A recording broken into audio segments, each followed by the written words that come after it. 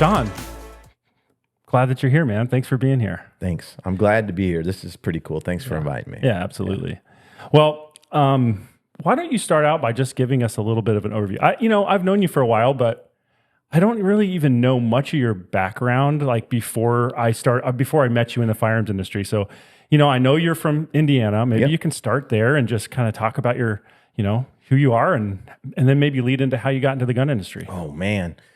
Woo. Okay. That's asking a lot. I'm complex, and I'm a guy that's into a lot of things. Well, we got 2 hours, so. Okay. Yeah. How complex? You don't want all that. You don't want all that. Okay. I'm a guy that's into a lot of things, and I was that way as a kid, right?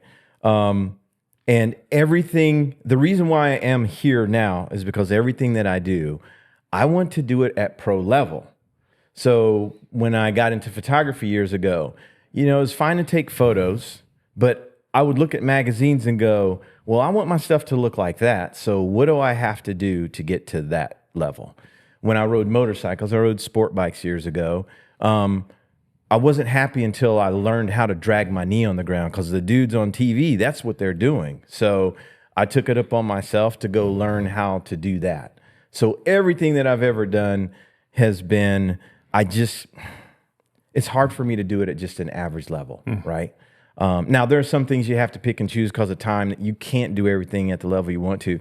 And typically when that's the case, I will pull away from those things because I can't get as good as I really would like to get. But that said, I'm from the Midwest. I was born and raised in Indiana. The whole gun thing started when I was a kid. I shot a pellet gun in my grandfather's garage at the age of 6. And that started it. My dad had guns, a few, but he didn't have a whole bunch of stuff. Let's see. I lost my train of thought. My brain's going so hard trying to pull up all these things. Give me a second. I don't know that I really want to go down that path. Let's just say he had a Colt 1911 that really had my fascination. That's what I really focused on for a lot of years. Got my first BB gun when I was 14. We moved out in the country, so I started shooting BB guns, killing a lot of birds, frogs, and all that type of stuff. Then I moved up to a 22 over and under Savage, so I had the 22 up top and the 20 gauge on the bottom. And those were my first guns, man. And I met a kid in school. It's my best friend, starting at about, I'd say, 3rd or 4th grade. And he had access to a lot of firearms. And so at the age of like 13 on, I had access to everything. I mean, he had an Uzi at that age. We were super, super best friends. I would spend most of my summers there. And we would make gun videos and shoot guns. And that's what we spent our time doing. And recently, after many years, decades maybe not communicating, we started communicating again, and he sent me a gun video from, I'd say 1980, 89, 88. Was it in black and white? It was bad quality, straight VHS, but nice. I've got them, and I've got the evidence, and he and I talk about this all the time. If we had stayed in this, because at that time when we started doing this, and I mean, we would do elaborate videos such as In the Air Tonight, Miami Vice, right? I remember he had I think it was a Taurus 8-inch revolver and a Llama 45 at that point. We would pull the bullets out of the revolver ammunition. I think we were shooting 38 special. And we would shoot the primers and film the primers with the flame coming out. But we would be doing these like drug deals behind the Burger King, which was behind his house. Like it was pretty elaborate. Yeah. Back then, you're 13, 14 years old. That was high level stuff. And I tell everybody now, I'm doing what I did when I was 13 years old, but I'm making a living at it. So that's the way to do it, man. Yeah, it's really quite amazing, because when people ask, "What do you do?" It's hard. Am I a photographer? Am I a writer? Am I a consultant? What am I? What do I do?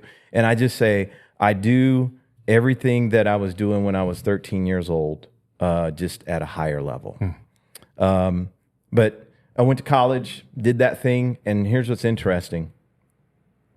I didn't follow the whole video filming thing in college. I became an art major at first because there wasn't technology to edit digitally. We were still doing reel-to-reel hard stuff. So me and my buddy, we always did stuff VCR to VCR.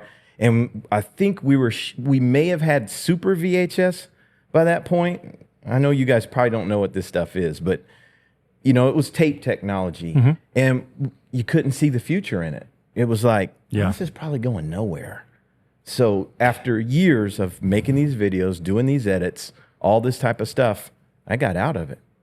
Well, that was back when you'd watch a movie on TV, you'd shove the VHS tape and push record. Yeah, and now you got a bootlegged movie. That's it. That's it. And that's when I got out of it, just because I didn't see any future in it. Now I did a few things. I always had handy cams and stuff like that, and I would still make short films then. But again, it was VCR to VCR, and things didn't change until the Pentium chip came along sometime in the mid 1990s. But my shooting really got heavy again at a young age, fell out of it, got back into it in college, and it just continued to progress from there. I did sales for 18 years of my life in corporate America. I thought that was the way to go, right? And like I said, I was an art major, and I'm like, probably not going to make any money doing this. So let me go into corporate America. What'd you do in art? Like, what was your thing that you... Dude, I could draw. Oh, yeah? I could copy anything. I wasn't good at original. Like, I'm just going to make this picture, but if it was a photograph of you or whomever, I could draw it to the T just like it was. Do you do any of that in your work now? Do you do any drawing in your work now? I can't draw a stick man anymore. I can't. You lost it. Still? Every once in a while, I'll pick up a pencil and a piece of paper and think, I think this can come back. And it's a miserable failure every single time. That's insane. I didn't know that was a perishable skill.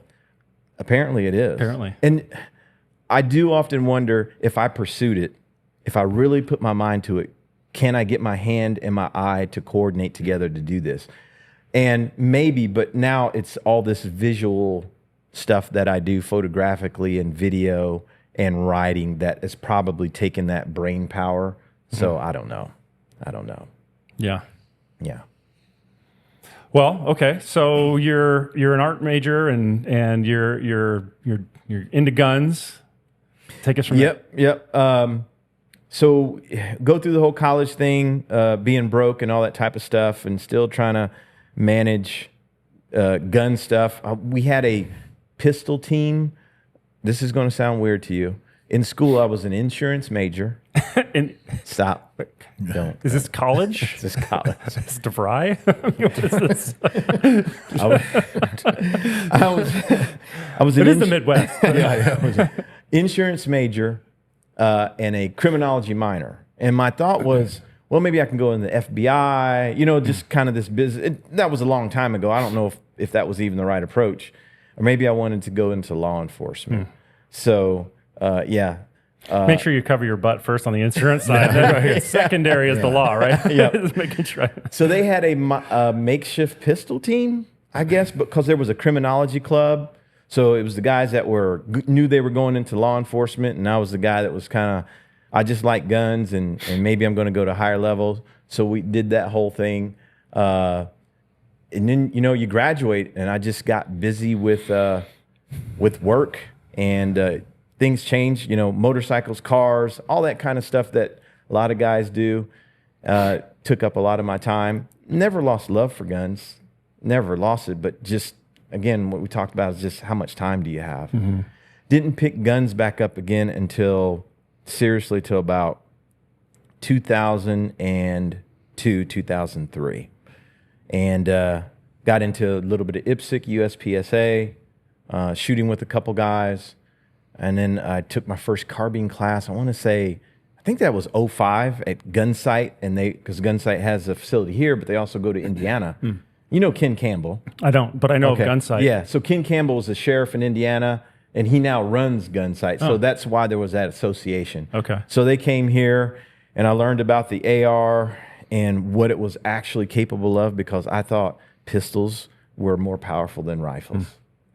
I didn't know. The things you learn when you actually start to get into this industry, right? Yeah. Like all Yeah. the politicians who have no idea what they're doing trying to regulate our industry. Right. Not to get down that road Right. yet. No, we will. not We yet. will. Yeah. It is pretty fun to listen to him talk about stuff. Yeah, right. But I was in that camp, right? I honestly thought pistols, and Buddy was telling me, no, rifles, carbines. I'm like, what are you talking about? I've got a 40 cal, bro. Like, yeah, I learned that. Learned that real quick. And that's really what started this course. Now, after 2005, I got really heavily into taking, I stopped doing IPSC and USPSA type stuff. And there was a little bit of IDPA. Again, this was the early 2000s when they started the first 3-gun competitions. And this was just me, and it's not a slam to anybody. I was like, this feels gamey to me. Like it didn't feel, I was really focused on being prepared for whatever situation would come up when it would come up. And I felt like shooting that style was gaming, and I didn't want my focus being there. What do you mean by gaming? Like it was not real, or it was fake, or I mean, wasn't tough enough? Cool no, enough? obviously it's real, right? It was expensive. Yeah, I was right. shooting a lot of ammo, and you could get hurt. It was uninsurable. Yeah, and they were keeping score and all that. I think I wanted to be ready in case we needed it to defend ourselves. I see what you're saying. That was Yeah. what my mind. I It wanted wasn't to be real world enough, like real life application Yes, enough. It was more yes. like a video game. Or I a wanted to game, be yeah. a tactician, Okay. and probably didn't know that. But all the classes that I took were that route. So once I got out of that, that's where I started leaning heavily. And me and my buddy, a close friend, we would spend our summers after work or between work sessions, whatever weekends, we would go to different classes. And they were 2, 3 days, 4 days across. A lot of it was in the Midwest, but I trained with a lot of different people across the nation. And And this is what, 2003? so that started in 2005. 2005, okay. And then that would run until I got into the gun industry in 2008. But all that training continued to about 2011 pretty heavily. So that was pistol, carbine, and I mean all the time. So I ran pistol and carbine in pretty much incessantly, and that's where the focus was. So how I got into the gun industry was in that process in 2008. I think it's 2007. There's a guy named David Bowie, makes tactical or custom pistols. So this guy was putting dots on pistols back in 2006, 7, 8. So I actually have an M&P that has a Delta Point Pro in it from 2007. That's what we used to run back then. But he introduced me to somebody in the magazine world because he was advertising through them. They interviewed me over the phone, asked me some questions, and I had been practicing my gun photos. And that's literally how I got into this. Like, so doing the actual shooting thing, doing a lot of picking up the learning process, going through all that, talking to the right people, networking, right? You develop the relationships. And one day, you know, I'm like, hey, do you want me to take some pictures for your website? And he's like, well, I work with this company called Harris Publications, and let me see if they need something. And that's kind of how the initial started. What were you doing for a living during that time? I was in sales. So I did 6 years in pharmaceutical sales, and then I did 13 years in medical devices, selling pacemakers and defibrillators. Wow. I know a little bit about that. My brother's in that. Oh, is he? Yeah, he makes a fortune now. He's been in it for, I don't know, 25 or 30 years now, I guess. Maybe not 30, but quite a long time. But yeah, he stayed in it, and good for him. yeah, yeah. No, but you make good money in that. Oh, I made really. I can tell people I've been at both ends of the spectrum where I've made stupid money, and I mean stupid money, to where I wasn't really making any money at all, and it was in that field. So. It was a good field, but I was splitting the time between that and doing this as a hobby. And my customers, you know, a lot of people in different fields really like guns. So in surgeries, when we were putting in devices and that type of things, the doctors, we'd always talk about guns, and you could clearly tell that that's where my heart of hearts lied. But I also love my job. Excuse me. I love my job because I love my customers. I made a lateral move within the company, which was a bad lateral move. By that time, all this photography stuff I was doing on the side, which had gone on for 5 years. I had a studio in my house. So I would do my day job. I would sell, right? Do all that. And then in evenings, I would come home and do the photo thing. But that was truly, it was my second full-time job. So I was really working 2 full-time jobs. So I made that bad lateral move. And then let's just say it all came apart. You married at the time? Yes. So Yes. a lot going on. Yeah, but you know what? My wife told me 2 years prior to that going down, you should go do what you want to do. But the money. Now you got people to take care of. She probably had her Yeah. own job at the time too. She probably was. She was in self-sufficient, sales as but- well. She was in pharmaceutical sales. So, But you're a man. You want to She's- take care. You want to take care of people. yeah, well, that's interesting that you say that. When I look back on life and I look at different situations, and when I talk to parents and young people now, I talk to them about mindset, and I think about the mindset that I was raised under. That here's how you are successful at life. You do your 4 years of college, which is cool. That's one thing my parents were adamant. You're going to go to school, but then you come out and you get this good job at corporate America, and you grind it out for corporate America, and then you retire. That was the only way. There wasn't work for yourself. There wasn't, well, I have a dream. It's kind of risky. You don't do that. It's you go work for a company. Now, it's fine because I have a brother, an older brother, who did that very thing, he retired from a big pharmaceutical company. Him and his wife both, they're doing very, very well. But that wasn't where my heart lied. And if you go back to what I was telling you about my friend, when we were doing these video things, everyone told us that was a waste of time back then. Yeah. That's going nowhere. What are you going to do with gun videos? I mean, If you only knew. Serious. If you only knew. Only knew. Like, all that's a waste of time. All that acting, all those gun videos, all those things you do, that's a waste of time. It's not going to take you anywhere. So fast forward to now. So I think the biggest issue I had with it wasn't, can I take care of my family? It's just that was ingrained in me that this is the path. And I'll say it's just a mindset of it's ignorance. And I don't mean that in a bad way. It's just when you don't know, you don't know, right? And you're trying to lead your kids down a path and go, I want you to be successful. I want you to have a good life. I want you to stay out of trouble. Here's what you do. It makes total sense. Yeah, for sure. I mean, we were all taught. I mean, we're all kind of the same generation. I assume we're all taught that. We all were supposed to go to college and get a job, and that's in that era. That's what we were supposed to do. Yeah. Things are changing drastically. Like my kids in particular, if they want to go to college and there's a good reason, I'll support that. But if they don't have to. And then as long as there's something that they want to do, some motivation that they have to go be successful or do something totally changed in the last 20 or 30 years. So I told you I was an insurance major. I did 1 year's worth of insurance corporate work. Holy smokes, was it boring. No way. I know it sounds weird.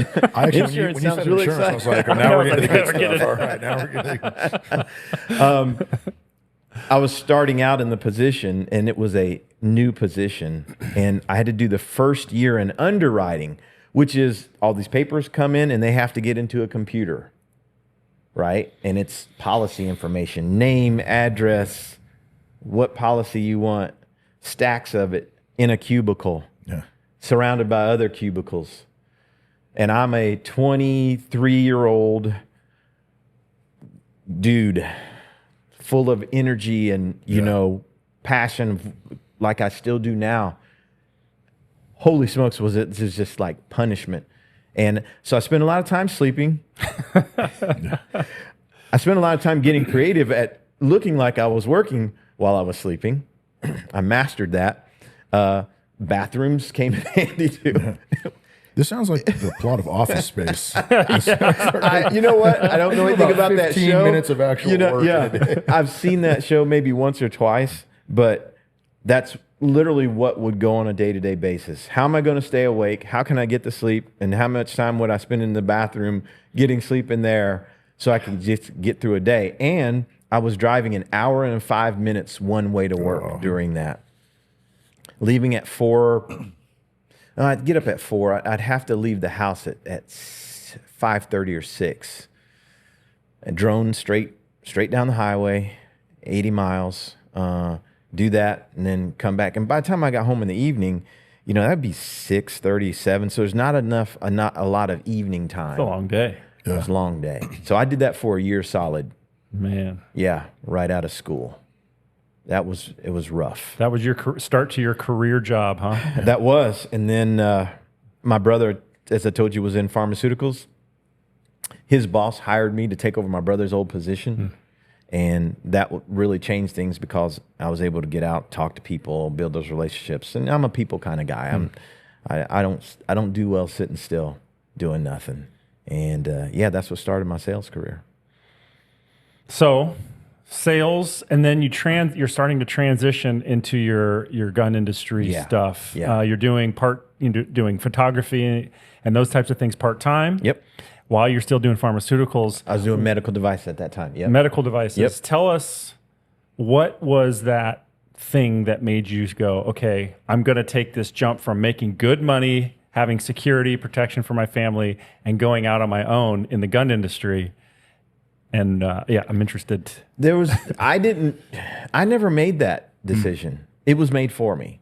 Like I told you, I made the lateral move. So I went from this position where we were in cases with the customer. So that means we were in procedures. So you're inside a procedure, whether it be an OR or a cath lab or something like that, and you're interacting with physicians and nurses while we're doing something on a patient. Mm-hmm. I made a lateral move that I was sold that it was going to be something different, and it ended up being just sales. And like phone calls and stuff like that, like, hey, the end of the month's coming up. Can we get a couple more of these in? Versus being face-to-face and being in that consultative role and saying, this is how we want to do this. Have you thought about that, et cetera? So it's a total change. And I was in that role for about a year. And corporate America is an interesting beast. It's helped me navigate this world, and I thank God, because it's one of the reasons why I've been so good and successful at what I've done. You learn a lot in corporate America, right? In big corporate America. And you start figuring out who's on your side and who's not. And when people are on your side, they put you in places and they make it difficult for you, right? And so I got put in that place, and it became difficult. And I wasn't allotted the time that I was told that I would get to make it a successful, because I was going to make it successful. This is going to take me some time, but we're going to get there. But after a certain period of time, they're like, well, you know what? You're not making the numbers. You have to go. The interesting thing was, at that point, because I was so miserable in the role, I was ready to quit. So, but I'm not a quitter. I wasn't going to quit. So I was going to just ride that bumpy road until it just got unrideable. I mean, that's pretty much what happened. So I went in, I got called to a hotel, had the meeting with the manager. just the things you remember. I remember the looks on people's faces that didn't want to be there during it. They're like, I really don't want to be here. They said, hey, this is what's going down. We're going to let you go. I'm like, okay, that's cool. We did the thing. I walked outside, made a phone call to my editors, and I said, hey, just want to let you know I'm full-time now. Send me everything you can. That was it. That was it. The Cinderella story. In a way, disguise, for sure. In a way, Yeah. You know, and like I told you, my wife knew that years ahead of that. She's like, "Why don't you do this?" And I'm like, "Oh man, there's just stocks and benefits and all that stuff. Right. It's good stuff, but Yeah. it can be limiting in some ways." Yeah, and it's scary. You know, I mean, when you have a big machine behind you, if you have a bad day in corporate America, no big deal. Right. Right? You're still going to get paid. Yeah. If a lot of them, maybe you'll get fired. But if you have a bad day when you're self-employed, you know, that's a different story. And so it's a scary transition, I can imagine. Yeah. It was less scary for me because I had 5 years under my belt of success in this space. Yeah. And again, my day job was limiting my development here. So it was scariest for my father because I remember, you know, dads, right? I had an old school dad, pipe fitter, worked with his hands, you know, took care of his family. It bothered him for, I bet, 3 years or more of me being in that role because he would go, "You okay?" Just that question would come out of the blue. "You need anything? Yeah, what are you going to do about this?" I'm like, "Dad, I'm good." Because again, remember that mentality is how you do it is you get with a company. The company takes care of you, et cetera, et cetera. Yeah. But it wasn't really scary because again, it was forced on me. And then it was like, okay, then it became what limits? What are my limits? Meaning I'm going to go to my editors, my publishers, manufacturers. I'm going to find out what the limits are and what you will let me do. And I'm still kind of in that phase right now of figuring out what the limits are because I don't hold the purse strings to anything, right? For the most part. Mm-hmm. So it's just finding out how people will partner or won't partner, finding out who's willing to put their money where their mouth is and that type of thing. That's probably been a lot of it. During that time when I came out, I've always been on a tight schedule with work. I won't say it was too much work, but there were some workloads where I'm like, man, I don't know if I'm. Well, you probably have deadlines and stuff, right? Like I got to get this article out. You got to write it. You got to get the photos. Yes. I mean, those deadlines they can be tough. They can be stressful for sure. When people comment on what I do, they're like, "That is so cool. That's got to be awesome. That's the most awesome job ever." And it is great. But I often say, come spend a week with me and see if you want to do it. And I've had people spend a lot of significant time with me and they all come away going, I understand now. Because it is deadlines. Mm-hmm. It is quality of work, other expectations. There's always the people component, dealing with the different personalities, maintaining a level of quality as well, consistently, and bailing people out. So one of the things that got me in the position I was in that helped me be successful was I would do people's late work. Hey man, we need a cover by in 48 hours. Can you do it? Or we need that tomorrow. So the gun is coming to you today. Can you have it done the next day and do a cover and a layout and it be at high quality? And that's kind of how I really got started because I was the clutch man. I would bail people out. And I loved it because it was like, yeah, let's see what we got, right? And sometimes when you're under the gun, it forces you to be at your best. That's what I've noticed in business. But when you're under the gun, you have no choice but to perform. Agreed, 100%. You know? I don't know what that is. I think I read something recently that's a procrastination thing. I think procrastination is something sometimes it's something you really don't want to do, so you procrastinate. And I think it's the pressure time, and it helps you morph or transform into something or someone with like superhuman capabilities. Mm-hmm. It can be really good. And then you finish the project on those tight timelines and you go, I wonder what would have happened if I had 4 more days. All this time. Right? Yep. I don't know. Would it be better? I don't know. Because would I just sit the 4 days out? Right? Or just toil over it. Exactly. Which sometimes I think things that are kind of hasty and done quickly and they're like kind of access your creative brain, I think, and you just get them on paper. I don't do to the near extent that you do of writing and stuff, but I find when I do it, when I'm getting trying to do a post or something that's a little bit more elaborate, I find that as I reread it and edit, at the end it's like people don't want to read it because it's all professional. The words are perfect. And it's like, this is lame. If you just would have published the first set, it was much more real and raw. Maybe you had an error here and there, but it's like more readable. You know, I wonder if that's the same for you. It's the truth, but it is the same for me because here's my area of development right now. I'm too careful because of corporate America. Okay. I worked for Johnson & Johnson. That's where I was trained. And I can tell you, so I don't want to get off on a tangent, but when we talk about professional development, especially in the corporate and sales space, they have one of the best programs ever, right? So you're coming out one of the best ways to learn how to be someone within a corporate America. Mm-hmm. Now, you learn how to do things like how to talk to people, how not to talk to people, how to handle certain things. So I've brought all that over to what I do here. So it's great when I'm talking to you, when we met years ago, like all our interaction is very good, positive, professional, and things get done, right? You trust me, I trust you. Now, what that means is when I go on social media, I'm still in that same mode. Okay, did I mention this properly? Did I mention this person?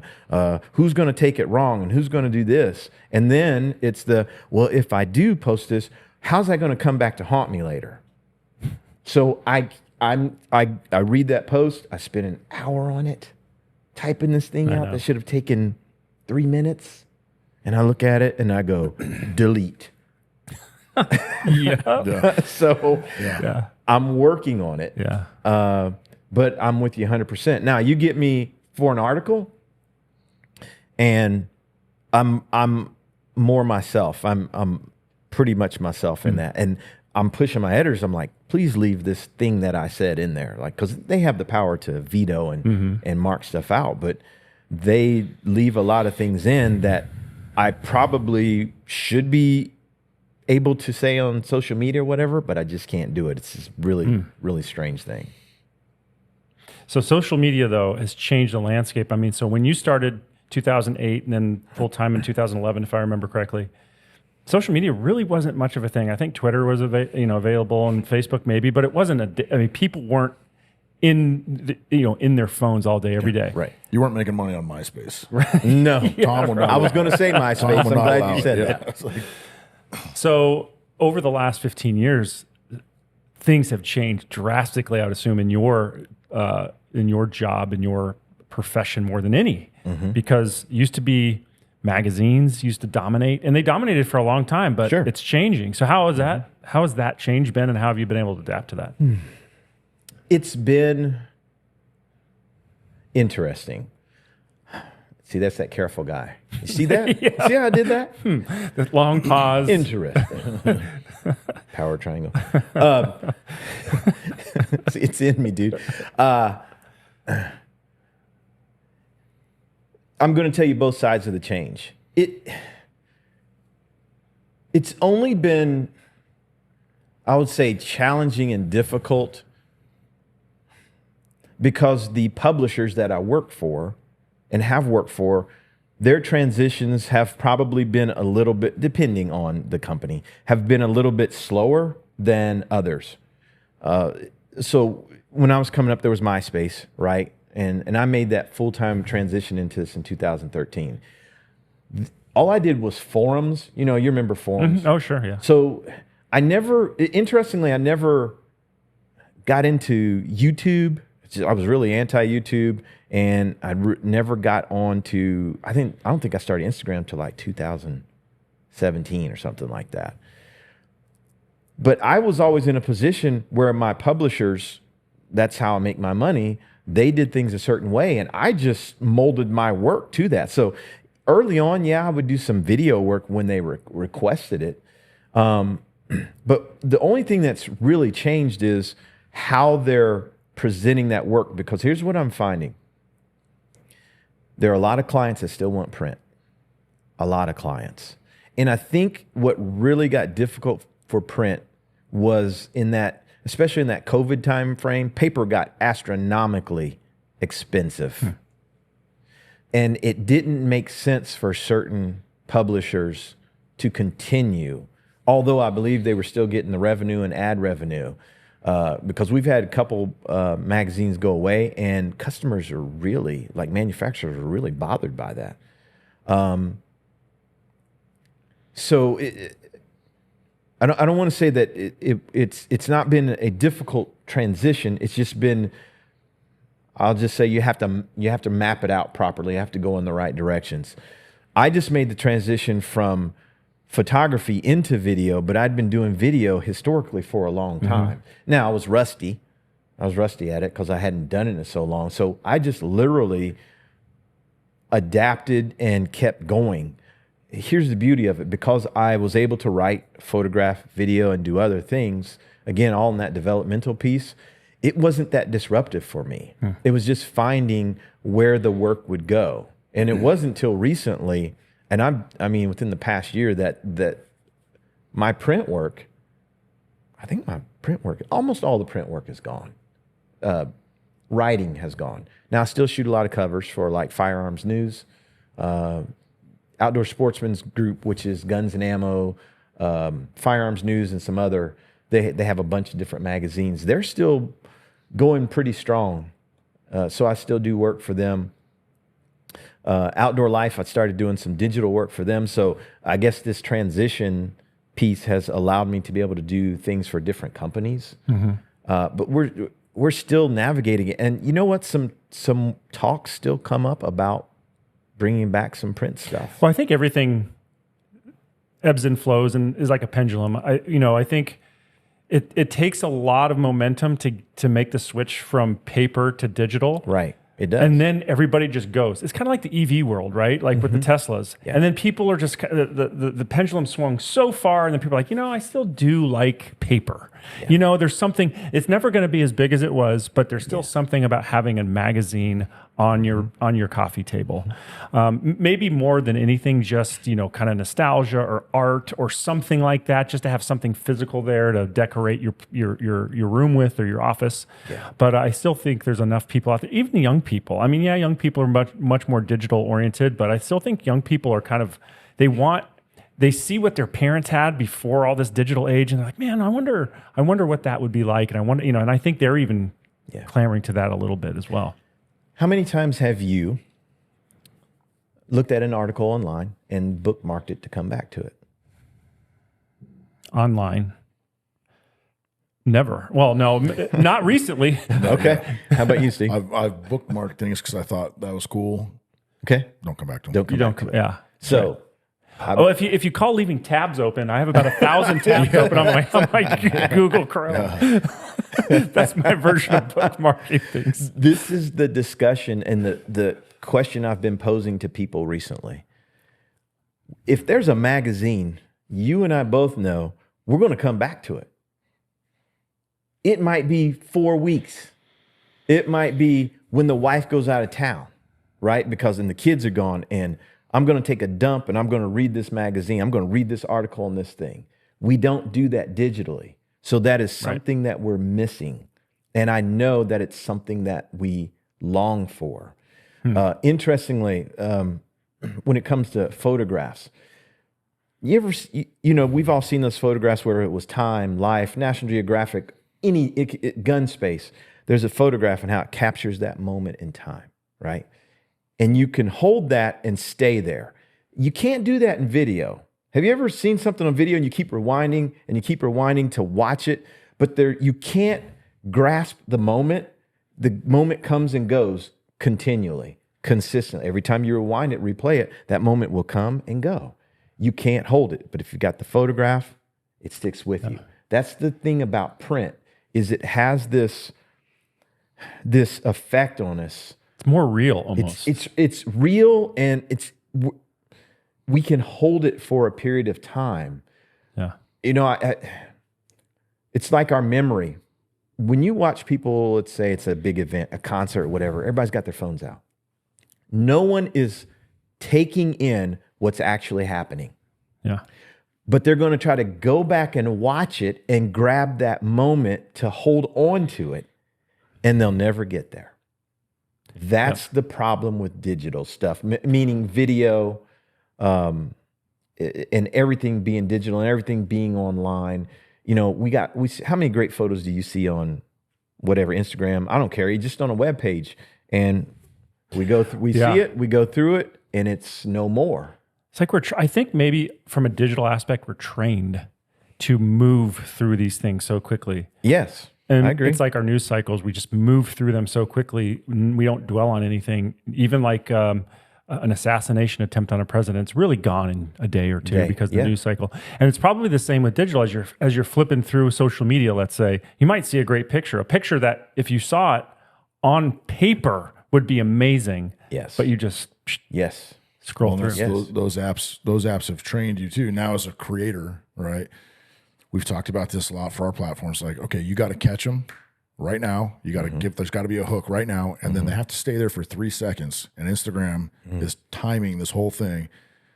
And then 7 to 15 seconds, they're saying is about it. Yeah. It's about all you got. And it's like, wow. Are we goldfish now? Have our attention spans gone that? Like, well, I mean, I'll sit down and watch a movie with my family, and most of them are on their phones while watching the movie. Yeah. I'm thinking to myself, wow, things have changed a lot. And it's not, but by the way, it's not just my kids. Sometimes it's my wife or I, right? You know, and I think we have so much attention overload. And I don't know if we've trained our brains to just have this constant flood of information, and we can't deal with all it is just a movie. That's all we have right now. I need more. Yeah. I wonder if that's kind of. Yes. I've caught myself doing that a couple times. And you know what bothers me about that? Because I'm a movie buff. I like to watch a movie. I like to watch the lighting. I like a good story. I like great cinematography. And I've caught myself when I'm bored with it, whip out the old phone versus stopping the movie and maybe picking another one or, you know, some other option, but whipping out the phone, there's a problem. There's a problem with that. I talk with clients of mine, especially when it comes to visuals, and there is this, let's do everything now, fast, let's keep their attention. But I said, you know, you have to teach your people how to intake your content. So if you do everything in 1 to 3 seconds, you've taught them this is your content. But once you step outside that, you're off the rails, right? And people are done with you. Isn't it crazy? That to me is one of the craziest things. Like, we know that's totally subconscious for us. Nobody thinks about that. Yes. But it's totally subconscious, but it's true. Yep. It's 100% true. So I tell people all the time, you know, I deal with different, again, clients, and like, you got to teach your people how to watch, view, read what you have. But that will take time, by the way, because it's not that you're teaching them, you're weeding out those that aren't interested in that. Right. Now, maybe some people will be taught to look at it different, but you're just getting rid of the ones that want the quick, fast hits. And you're taking the people that want the real quality content, people that want a story, people that want to stay and learn something and connect, versus the people that just are, I don't even know if it's passing the time anymore. I don't know what this is. Is it passing the time? What is happening? It seeps into our subconscious, and you're like, I mean, it's almost embarrassing sometimes. Like, I'll be on my phone, I'll be looking at something specific, like for something specific, like on Google Chrome. And next thing you know, you're on Instagram going, how the heck did I get here? And for the last 5 minutes I've been scrolling, my brain's gone. I mean, am I the hopefully I'm not the only one. Well, the crap thing now too is because people are being trained, hey, you've got to get them right now. Everybody's seen those videos where you see the headline and you go, oh man, this is going to be great. Watch to the end. You've seen those videos, and then nothing happens the entire video. And you're sitting there, but you're watching. You're going, what's going to happen? I just got to wait. Something's going to happen. And then you're done. You're like, got me again. Got me again. Well, let me try the next one. Yeah, but this one will be different. This one's going to be different. But it's like you've trained people for that, and then there's no information. Whereas, you know, we like to have these guests on. We like to talk to interesting people with a cool story, and it's like, well, if I don't tailor the content on Instagram to, oh, hey, watch to the end, I'm going to catch you in 3 seconds. Now you're missing like all the great information, all the great story, the great life tips, all the stuff in the middle. Yeah. That's really important because you're trying to catch a headline or like a little piece, and you get a short and like, oh, that was a cool clip. Awesome. Yeah. Hey, you got an engagement, but like, did the person really stay I don't care if you like my video because the first 3 seconds were awesome. I want you to go, hey man, Sean's got a really cool story. I want you to hear what kind of person he is and what he has to say. And it's really tough to do that. It is. You know, it is. And I refuse to change my content on anything that I do for that. And if that means I miss out, then that means that I don't know what I'm missing out on, right? Well, you're not going to get likes and views, and okay. like I told you earlier in my story, I've been doing this since I was 13. So I have a passion. You're ahead of your time. In the process, in the making, and what it is to really view things and go inside and learn and connect. That does mean something. That's actually fulfilling for a longer period of time than what we're doing, right? This thing that we're doing does not fulfill us. That's why it's every 3 seconds, and the death scroll, which I don't do. I hear about it, but the death scroll until you fall asleep. To hear people say that sounds pretty. Yeah. It sounds a little scary, right? Yeah. Like with a death scroll till you fall asleep. That doesn't sound good. One thing I'm hoping to get implemented, and it always depends on who the takers are from a publisher standpoint, or someone has a website, teaching people to read again. And that's where I think print would be really good, to teach you how to read again. Here's the thing. I love gun writers. I became one because in their writing is personality, right? There's comedy. There's obviously a lot of facts and information, lots of emotion. If you know how to read, someone that can craft a good story or a good intro to an article, or it's a book, right? That goes inside your head, creates some things for yourself, right? Your brain is then working. Yes. And again, it serves and feeds something within you, where this other stuff that we're doing, there's a block, and it's just a visual take in, and it kind of stops there. So I really want people to start reading again, like read what Ryan has to say. Read what Steve put in there. He put in a couple lines about just some kind of joke or something. Maybe it was an inside joke that you had, but it makes you, but you want to know, well, why did he say that? Well, you may have written that in there because 12 people who know exactly what that moment is, but the rest of them are like, I want to know. How do I find out what that is? That doesn't happen with what we're doing now. It's funny you say that, and it kind of ties back into that photo where you get that moment in time, and it kind of brings you back. We were recently in Utah. We were talking with Jack Carr, and he was saying that he wasn't writing the whole time he was in the teams. He kind of picked that up after, but you can tell he's very well read. He read a lot when he was a kid, and when you're reading his books. Have you read any of his?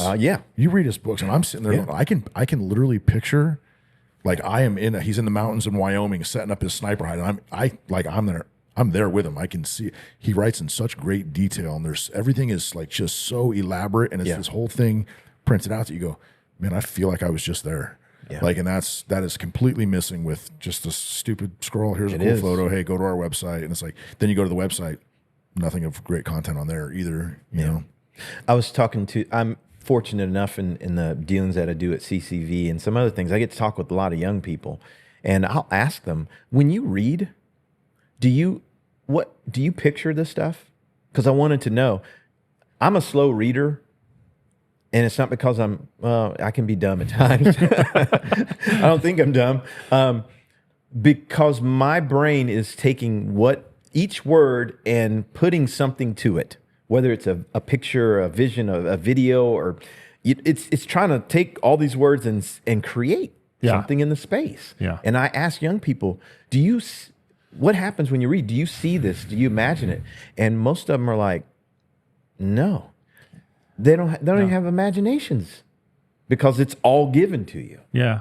I thought that there was like two types of readers. I heard this at one point. I don't know if it's true or not, but that there's people who do visualize what they're reading, and there's people who they just absorb it. That's okay. They just absorb it, like without the visual part of it, but it processes as just regular words. Right. And I always thought, man, like I'm I could go through an entire page and forget every single word that I read if I wasn't into it and visualizing it. Now, if I visualize it, I can go through 10 or 15 pages and not even realize I was reading, right? Like that's how I do it. But I don't know if that's how everybody does it. I guess I mean, I thought that that's probably how everybody did it, but I don't know. I would want that for people. Yeah.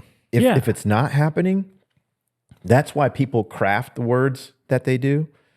That's what I do now. I really try to. It's funny at your different stages in your craft, whatever it is. So, I split mine between photography, video, and writing.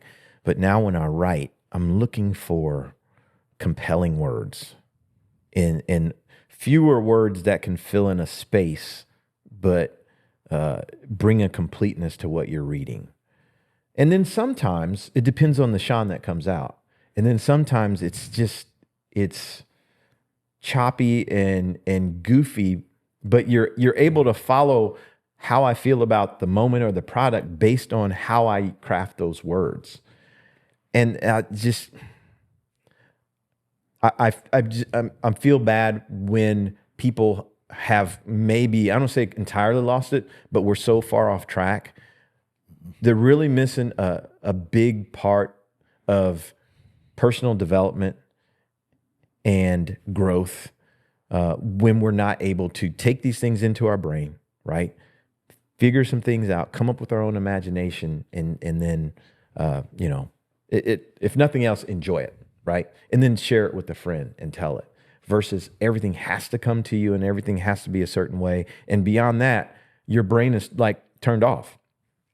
Like, I can't come up with anything on my own. I need it to come to me. That's pretty scary. I don't think there's any turning back. I was talking earlier about like the pendulum, how it goes and comes back slightly. I think we are deep into the social media, short attention spans, lots of information. People can't read full-length books anymore because their attention span is too short. I don't know how I don't think we're coming back from that. I mean, I wouldn't say that books are dead by any means. There will be people who want to read them, but I would imagine with the younger generation, it's going to get less and less and less who find the ability to pay attention to a book that they can read over a 2-week or a 4-week period, and just put the phone aside. I hope you're wrong. I don't disagree with you. I hope you're wrong. I recently bought some books. This is an interesting thing. That book smells amazing. Yeah. Isn't that weird? No, it's not weird, actually. That book, when you open it and you smell that paper, if it's the paper and ink combo, I don't know what it is, it smells nostalgic. It's almost like coffee. Yeah. It's almost like, I'm like, this is it. You walk into a place and you go, encyclopedias. They have encyclopedias here. I wonder if it smells good because you and I, when we were young, we read books and we remember that smell, or if it smells good to these young people too, but because I don't think they have a connection to reading books when they were young. Right. It's just another smell to them. I'll tell you what happens is they smell a book and they call 911 and say there's like a gas leak. I've been on those. Trust me. Because they don't know. They didn't read. There's that. I walk in and I go, what's the problem? Like, it must be a gas leak. I'm like, you guys got Encyclopedia Britannicas in here? They're like, what is that? I'm like, it's not a gas leak. You're fine. Yeah. It's amazing. It's what you said. That smell brings back some sort of memory. And I'm not sure what the memory is. And maybe it is just the subconscious of coming up with books all your life. But I'll literally pick this book up at home and go, and I'm like, yes. It's a dopamine release. It's that comfortability. It's that moment where now you get like, I don't remember what I was scrolling on Instagram yesterday. I have no idea. Yeah. Something. Yeah. Sure. And I'm sure at some point I was like, oh, that's cool. But I don't remember. But you crack a book and immediately, like, dude, I read this book when I was 12. The color of the pages, the paper, the texture. Man, that really somehow says the way your brain associates it, like live and And it's I call it the morning coffee and newspaper effect. I'm a coffee drinker. I literally just stopped drinking it. But part of it is it's the smell and the motion, the whole experience. Coffee's kind of gross.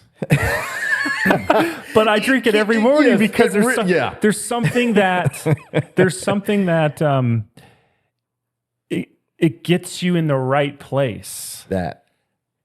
It's, I mean, my kids, because I drink black coffee. And I'm like, oh yeah, this particular brand is so good. It's all gross. terrible. They taste it and they're like, oh, great. they're like, this is then they nasty. then they get out the coffee maker. Like, no, it's good. It's good. Seriously, this is like top-notch coffee. It's still nasty, but it's like, I think it's, it gets you in the right mindset. I think as we get older, I think that's part of everything is just getting you in that that mindset. Some of it's nostalgia, right? Like I still listen to old 80s music because I love it. It reminds me, and because it's the best, and it's awesome. Well, that's why it's not awesome if you're a 15-year-old. Right. But it's awesome because it's every time I hear Tears for Fears, it takes me back to like when I was 8 years old swimming in the pool. Let it all out. I already know. my I crowning. see the video in my mind, by the way. Right? I see the video when you say Tears for Fears. That black and white video, the dude had on the long trench coat. Yep. He's got the dark curly hair, kind of almost permed. Yep. I see that. Yeah. And I don't know if that happens anymore. No. Yeah. My crowning achievement as a parent was I was driving my kids to school one morning, and they were young. My daughter's kindergarten, my son's third, fourth grade. And I'm just playing, Bon Jovi comes on. My kids are singing it in the back. I'm like, they've listened to it so much. I'm like, yes, that's a win. That's a W right there. That's good influence. I know. Isn't it weird that we're proud of that? Like, I got my kids like singing along with Tears for Fears. Somebody's like, who is this? My 6-year-old's like, Skid Row. This is Skid Row. I'm like, yeah, all right. I wonder if kids now have that thing with music or any connection that they'll look back and, when they're 40 plus and go.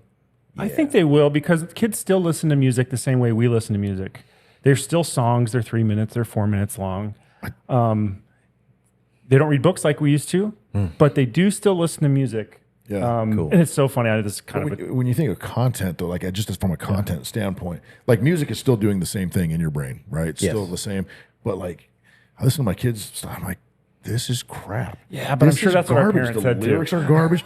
and my dad definitely said that about some of the bands I listen to now that are just like, my dad, he's like, Creed? That's garbage. I'm like, Dad, you don't know anything. And dude, they're coming back. They're making a huge comeback. They are. But it's like, there are some bands that are making a comeback with the younger generation, believe it or not, man. Yeah. I mean, there's just... Yeah, but it's just like, oh, that's garbage. Metallica to my dad, this is garbage, this is trash. But it's like, if you look at the content of the music now, lyrically, most of it's also made on a computer, the beats and everything, but like just lyrically, it's just trash. And I think that... And it's like, okay, but then you go to some 80s stuff and it's like, okay, maybe it was, well, let's just say, there's some Warrant songs that you probably shouldn't play on the radio anymore, but they tell a story. Yeah. Right? It's not just, it's just, I don't know. It seems like when you were thinking about them at that time, there wasn't a lot of deep emotion to that music. When you listen to it now, when you're able to process some of these things, you go, man, he's telling a story. Well, I think the rap stuff or the R&B stuff, the stuff that my kids listen to, it doesn't tell any story. But I will say some of the country singers, because my kids will listen to country too. It's more popular now. Country was than when I was a kid with the younger generation. But those guys are still telling some pretty good stories. I think. I know country's not what it used to be, but don't even get me started they're telling on Luke some Bryan. stories. So the country. I think I understand what you're saying, and I do believe that the current rap hip hop stuff they're just not saying anything, and country's probably getting more popular because there is a bit of a story behind it. I was never I won't say that. The country I like is like Willie Nelson, Kenny Rogers, Ronnie Milsap. Yeah, that's actual country. That's country, right, yeah. and it's because I felt like there's a story there, and I remember at what phase the kind of rock country thing started. Maybe 20 years ago-ish, 30. It was getting more popular. It was gaining. Bro right? country, the Luke Bryans, the Aldines, those guys couldn't do that. Just there was. See, I never listened to country when I was a kid. And then it wasn't until I was probably in my mid-30s until I was introduced to country at all. I'm like, oh, this isn't bad at all. So I'm probably people are like, what are you doing here? Yeah, I just like a good song. I like a good song when it's a good song, and You know when it hits you, it hits your Yeah. emotional spot, whatever that is. And I don't care what genre is, country, classic, hip hop, anything in between, just good song's a good song. And you go through my playlist and you'd be like, how did we get here? Like we went from one end to the other, kind of eclectic like that. Yeah, but I think music is it's kind of following the same blueprint as everything else. Like the attention spans are shorter, so the content of the story or the lyrics just doesn't have to be as much as it used to get people to go, this is a great song. Now it's just kind of, hey, there's a catchy beat, cool chorus. I don't know. I don't know. I think the older we get and the more the newer music comes out and it doesn't resonate with us, I think it's easy for us to push that away and go, it's not like it used to be. But I'm guarantee the kids who are listening to it now, that's all they know. And it's going to be just like when they're our age and they have their own kids and they're going to be like, hey, listen to The Weeknd. And, this is the song that you grew up on. I cannot wait. Yeah, it's happened. It has happened to me. It is definitely, I have become my dad. Yeah. Where my kids, we're coming back from Disneyland and my son goes, hey, can I put my playlist on? And I'm like, all right. And I'm listening to stuff. I'm like, this is trash. Play something else. I'm Garbage. Like, I'm my dad now. I'm my dad. Straight There's going to come a time where Lil Uzi Vert comes on, and my kids are going to be like, yeah. And their kids are going to be like, this is trash. Yeah, exactly. Oh man. Well, I wanted to back up a second about social media. Sure. So, you talked about, how social media has affected everybody and everything. And it's important to be on social media, especially in a position like yours. I mean, you're self-employed. You want to have your work out there in the ether. But you said you took 2 years off of social media. I did. We talked about this yesterday, and I was really interested because I think I've been through the same process, and I think lots of people have been through the same process. So tell us why you took 2 years off. I think I took 2 years off to figure out why I am doing social media. And to make sure that if I am doing, I'm doing it for what I think is a right reason. I don't know if there's the right reason, but that there is a right reason. What I've done in the industry is, at least what I've tried to do is help people to provide either a service or information that will influence what they're going to do. And I mean influence as in, I don't want people wasting their money, right? As a gun guy for a long time, with disposable income to get whatever I wanted to when I was in different fields, there's nothing worse than going, this is it, this thing, that thing, flip through the magazine, that's the one, and getting it, and it's not it. And how many times you said, just one more gun? I just need another AR set up like this so it can handle this. And then, so I just always wanted to prevent people from going down that path. My social media, I think I told you maybe 17 or 18 I started. And there was a time where it was really going well, and I was always presenting what I was doing for work and different products.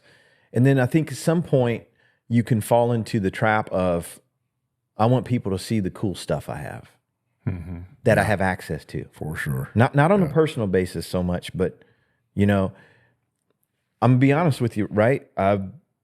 I've seen, been a part of, had access to things that didn't exist and still don't exist. Or you get it first, or you're high on the list, and yeah, that's me. There I am, right? And if I'm posting and putting things out that make people have that vision of me that, oh, he thinks he's this or that, I never want that, because I'm just a common dude. Is that your Johnson & Johnson days? Did I say Johnson & Johnson? No, what? It's J&J. J&J, yeah. Okay. Yeah. Is that your J&J day coming up? Because I see where you're, and I agree with you, because you're like, you want your image to be honest. If you're an honest person, you do not want to be, scandalous in any way. You want to be honest with people. But at the same time, you also just have to be you. And what other people think of you, sometimes you can't control. So what do you, I mean, there's a fine line there. Man, I'm going to be, I told you I'm going to come in and tell the truth. Okay. So that's my battle right now. I'm trying to find that line of being myself and not having people control, or having what people think control me. So is it J&J? Is it my upbringing? I don't know right now. So I'm really trying to figure that out. I just have to have what I believe is the real reason. I need to understand why I'm doing it. Because what I don't want to do is become reliant upon that thing to make me feel better. Hey, I don't feel good. Let me throw up this post of this top secret squirrel ninja stuff I got. Oh, it's so cool. Oh, bling, bling, bling. Right? Yeah, let me do it again. And then I'm out of my stupor for the day. Danger zone. Yeah. Right. Now, that's just me. That's how I view it. That's what I want to handle and want to make sure is taken care of, is that. So I'm just in that phase of making sure the real reason why. And again, I am careful. I feel like to be somewhat successful in social media, you got to let some personal stuff in there, I think. I don't know. You tell me if you disagree. And people like I'm guarded. Yeah, they do, right? If they like, if they like They you, want to feel like they're connecting with you. they want to. They want to know more. They connect with your product through you a lot of times. Yeah. And I've always used my work as that connection, because they're like, that dude's going to get it done. It's going to be right, totally reliable. It's great in the business world. It doesn't work so well in this social media space, because people want to see what they're doing. They want to be a part of what's going on. And when I was pretty heavy into it, I was pretty free about it. I wasn't crazy. Again, there's a lot of stuff I keep private. And then I just kind of hit this junction of, I don't know why I'm doing it, and I don't know what I want to share. So you know what the best thing to do is? I'm going to turn it off a little bit. Yeah. Yep. A lot of people fall into that trap of then they start doing things for likes. Yeah. There you go. That's where I made this post and only got 12 likes. I made this post and I got 1,000. And how good are you going to feel after that? So again, dopamine release. I'm getting likes. People are accepting me. They're like, but then you spend the rest of your. I've seen it and I've done it. You know, I post something that we've done and it does awesome. And it was back to kind of just thrown together because, hey man, get this out there. This just happened. And it was kind of thrown together and it did awesome. And then the next one was like, oh, okay, I'm going to do something like that. Carefully thought out, doesn't do as well. What did I do wrong? Now you're chasing it and it's just like, yes, you know what? We're going to put stuff out that we want to put out. We're not going to worry about how many likes we get. This is the information, and it's something that connects the customer to us and the product, and they trust us and they like us. They've seen us, and now just, you know, you fall into that trap, man. And people are just chasing those likes. They're just trying to create that next. And it makes, I think what the scary part about that is it makes, once you fall into that trap, it makes you someone you're not. Yeah. It changes you because you're following what people want you to be instead of who you actually are. Right. You want people, if people are going to like your post and follow you, you want them to do it for the honest reason of because that's what you believe. Yes. Not because you're doing it because that's. So I post a lot about political stuff because I really enjoy politics.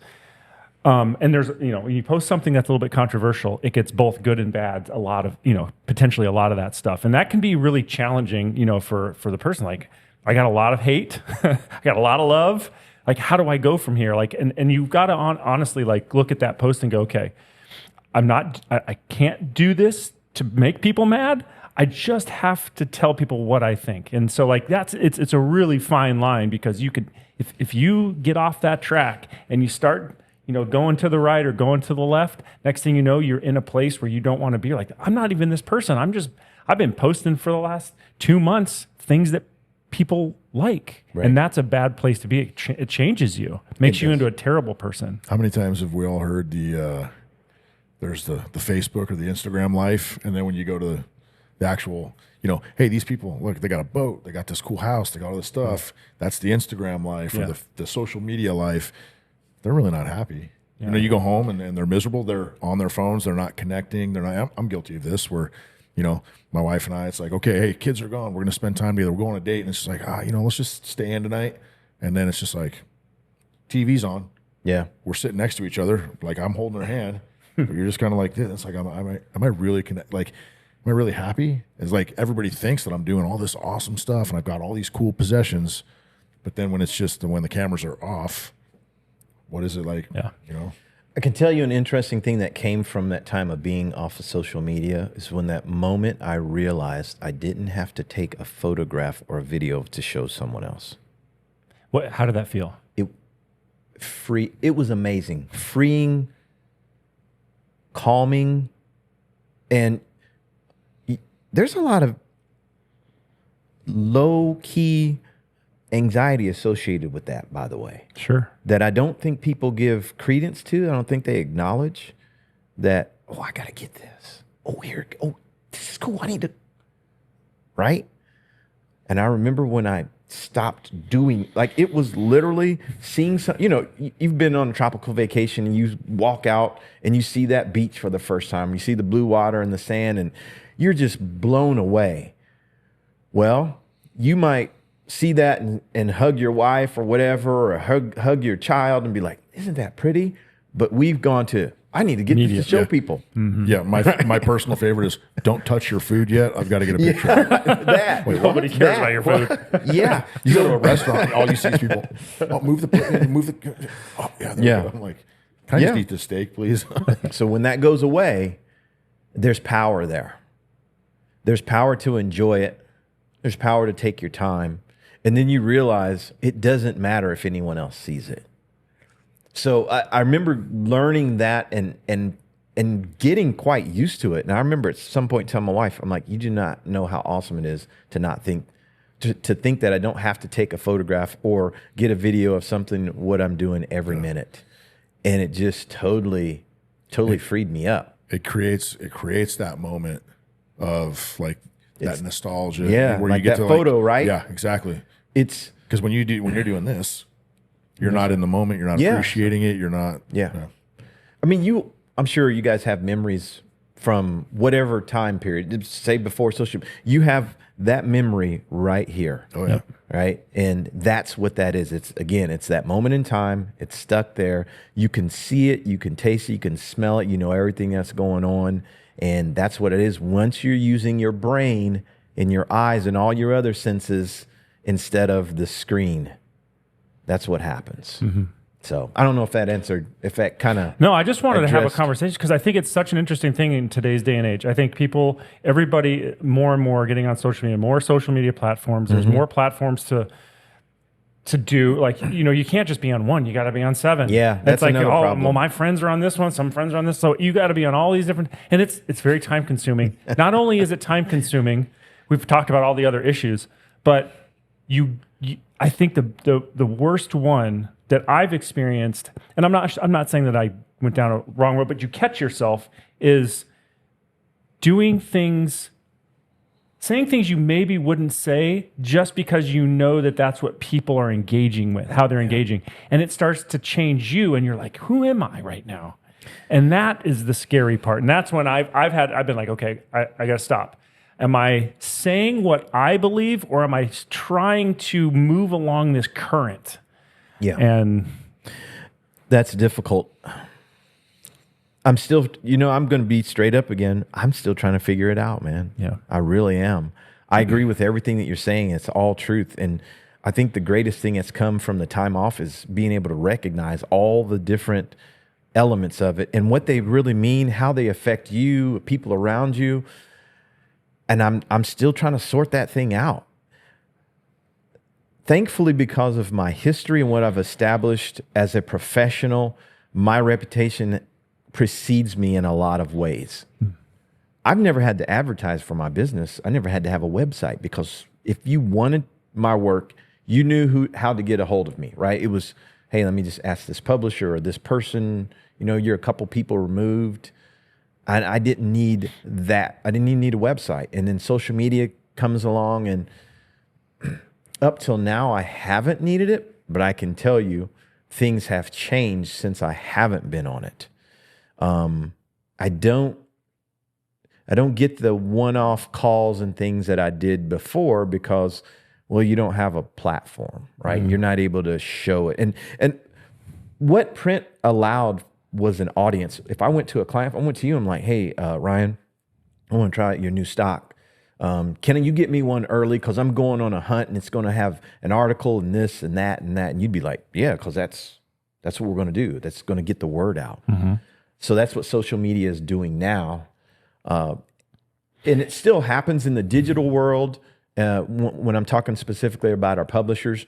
But obviously, you've got your different influencers and people who are tuned up and ready. Yeah. Sending all these things out. We're all going to launch at one time. Well, this social media is where people digitally live. Yes. And if you're not living there, you're almost dead. Almost. And so in some weird way, you don't exist, because it's like when I'm going to look for, podcast guests or potential, whatever, all kinds of different things, I'm going on social media. Yeah. And if they're not there, then they don't exist. Right. So it is this catch-22 where you have to be there. Yeah. But you have to be very conscious, I think, of what you're doing, and you're not getting pulled in a direction you don't want to be. What I'm trying to navigate now is how do I make it business? How do I do this for business purposes mainly without it appearing stale and unorganic? Because you remember what you said about writing it out, and you written it so well, it's like nobody wants to read that because it's not realistic. It doesn't seem. So I'm in that phase right now. I'm literally trying to figure out how to do something that's real, that will grow my business and allow me to stay in that space, but without having to give out too much information and put things in jeopardy. Yeah. Because I see people sharing a lot of stuff, man, and I'm like, I don't want to do that. I don't want to do that. Yeah. My dogs, I want to protect my dogs' names, by the way. I do. It's maybe sound a little silly, but I'm like, I could put this up, and then that's just one more thing people know about you, that it's fine for the most part, but there's going to be we don't know who the clown is out there that's going to be like, I got you now. So maybe I'm pretty careful and always considering that. Well, it's what do you when you talk about passwords for websites, hey, what are the pre-programmed questions? Hey, what's your dog's name? Where's your favorite place to vacation? Yeah. Oh, weird. All the shit that I'm putting on social media. Weird. Exactly. But I put an exclamation point at the end. So they'll never figure this out. They'll never figure this out. But I'm getting there. I'm getting there, Ryan. I'm slowly creeping back in, working on some things with some people, and I'll get there. On the other hand, on the other end of the spectrum, when I've been off of social media, and I wonder if you have the same feeling, even though it's freeing, you also realize at the same time, I'm getting left behind in a way. And Indeed. I do think there's truth to that. I think there's some anxiety behind it because it's like not true, but I do think there's truth because, like I said, this is where everybody lives digitally now. And so if you're not there and if you're not putting your content out, whatever it is, whether it's gun stuff or whatever, you're getting left behind. People forget, man, in my business, we see this. If I'm not emailing people constantly, if I'm not on, so like we don't exist anymore. If we get too, like, there's so much content in front of people's faces so often that it could be a week or two, people forget about us, Agreed. We have to keep in front of people's eyes constantly. So that's the way of the world. And so my wrestle with it is I need to be on there. I need to be talking about the things that are important to me. I need to be honest with myself, and I need to, but it can't be about the likes and it can't be about the followers and the viewership. Of course, that's what we want, right? But it needs to be more authentic and organic from the things that I'm interested in. If people don't resonate, that's fine, but I just need to keep putting it out there. And so to stay on my path, not to veer off in these currents of what's popular right now and what's trending. Do you ever worry it's going to come back on you though? When like you go to way? Post, I don't know, something misspoken or maybe people think is insinuated in it, an attitude. Well, do you think it's ever going to come back to where somewhere on a higher business level, a manufacturer, for instance, is like, we're done with Graybo stocks? Yeah. Do you ever think that could possibly happen? So I've thought about this a lot, and I was a lot like you, and I still am. The Johnson & Johnson, I should say this, it's going to hurt some people's feelings. It's going to go over the wrong way. And a good example of that, of the opposite of that, is Trump. Trump said, like, Trump will go talk anywhere, everywhere, all the time. If you like Trump, you have a plethora of stuff to put online. All the good things he said. If you hate him, you have a plethora of stuff to put online. Yeah. At the end of the day, though, I've really thought about that a lot. I mean, if you really put him up against what Kamala in this last election, she just didn't talk at all. I mean, when she did talk, I think she didn't talk very much because she wasn't very articulate. She couldn't speak well. But if you put them up together, I think at the end of the day, people just want to hear what you say. And people are going to use it against you. And I think you have to realize that, like, that's okay. I mean, that's life. You know, you got to have thick skin, and it is what it is.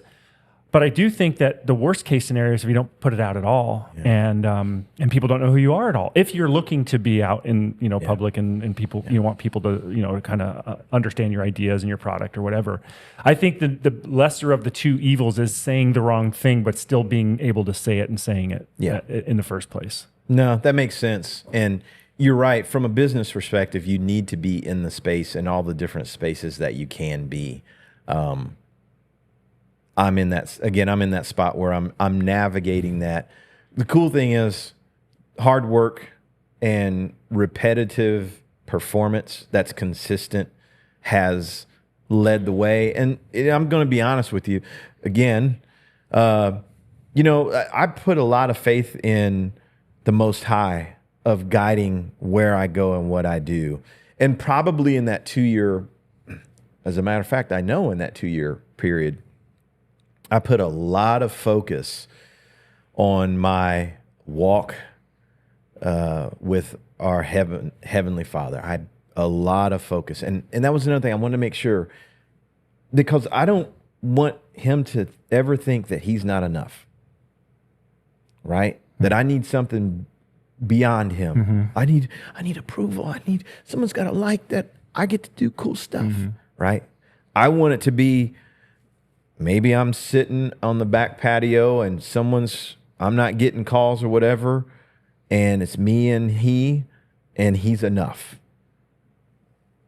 And I want him to know that about me before I go back into this space. That's probably the biggest reason. That has to be right. That walk has to be right. Well, I think I guess here's how I'll put it. I wonder what people who don't have faith, how they deal with that. Yeah, I don't know. I wonder about that. I wonder about a lot of scenarios that, we're all exposed to these videos and things that we see, you name it, from something with the police to some encounter with an animal to wrecking a car or whatever, all these different situations. And you see people in what I look at them and go, man, that's a near hopeless situation. Meaning all your human capabilities and the capabilities of other humans cannot help you. What do those people do? How do you navigate stuff when you don't have that faith and you don't have something guiding you? That baffles me. I do spend some time. It's kind of one of those mind dark holes that you go, rabbit holes that you go down, and you think it and like, I don't know. I'm just glad I'm not in that. I'm not in that way. And obviously it's not to be demeaning or mean to anyone, but I put everything on him. That's where it starts and stops for me. We live in this world of infinite possibilities, and we're forced in a lot of ways by technology, by what's going on in a certain direction that oftentimes is very contrary to what God wants from us. Yes. So it seems to be very easy to get off that path. Now, there's people who don't believe in God. That is fine. But I believe after, I didn't grow up a Christian. I was 22 or 3 before I really became a Christian. And then it took me another 20 years to really just dig and dig and dig. And before I was like, okay. But, having that foundation of knowing when I'm in this treading water in the sea with no land around, what direction do I need to swim? When you have that available to you, it's how could you not? How if you look at the other side, how does anybody navigate their way through that if they don't have that guiding light? Yeah. And I think to me, that's one of the biggest evidence that I find is not like any one place in the Bible, but it's all this combined. Like I have a degree in physics, so I'm a very science oriented person. So in physics, you do experiments, and at the other end comes out results, and those results like are meaningful, and they tell you something. You know the experiment, and you know that particular thing is right because you can repeat these things over and over and over, and that particular equation, that particular experiment produces consistent results. Right. The Bible is no different. If you follow what Jesus says, you will produce consistent results. And it's like, to me, that's like the most evidence that I need. I mean, I shouldn't say the most. That's the evidence that I needed to be like, like if you just do what he says, if you just do that, you're going to go in the right direction. And to try to navigate in the world that we have today with social media and all these different influences, especially non-Christian influences, pulling us in all these different directions, has to be very challenging. I mean, we see all kinds of suicide rates and depression rates and all kinds of weird things going through the roof, especially in our kids. It's scary, and I don't know how we deal with that. But I do feel like, people say, I think you sound a little bit like a quack when you're like, oh, you need Jesus. Yeah. People are like, oh, you're crazy. I don't need the people with pink and blue hair say that, but I do think that's the answer. Well, I know it's the answer, and that sounds crazy, but whatever you believe in sounds crazy too, by the way. Like a mystical something of, like, really? Yes. Like, you're going to call... Two giant rocks exploded, and we have something as complex as the human brain that came out of that. Let me just go down. Let's go. We're doing it. Yes. No. Okay. Where is that dude with the webs under his arms? I don't know. Who should be in the middle of evolution because that dude likes flying so much. Yeah. Where is he? Yeah. What's the dude with web toes, right? Like, if it's a thing, evolution, why isn't there somebody in the mid phase of developing into that thing? I should have like a camera type thing evolving out of my eye. Well, you don't go to the beach enough. What'd you say? You got to be at the beach every day. And then you just happen to not catch them at the right time. Well, if we evolved from monkeys, then why are there still monkeys? I mean, did some monkeys evolve? I don't know. Like, there's all kinds of questions. The big ones for me. Some could make the case that monkeys are smarter than us. I mean, look at some of the stuff that humans are doing these days. Yeah, that's true. We've devolved. I mean, the dumbest thing monkeys do is fling poo at each other. Yeah. Yeah. So, no, I'm glad you brought that up. So you were talking about your faith, and you said, I think 20 years, and you kind of, it's taking you to kind of get things together in that. I was born and raised in the church from my birth, and don't mistake that with saying I lived a life that I should have. Mm-hmm. I'm just saying I've known it all my life. I've never technically stepped outside of that either, meaning even through college, I was still there weekly. And when I was little, we would go Sunday morning, Sunday night, Wednesday night. Wow. So it was ingrained in me.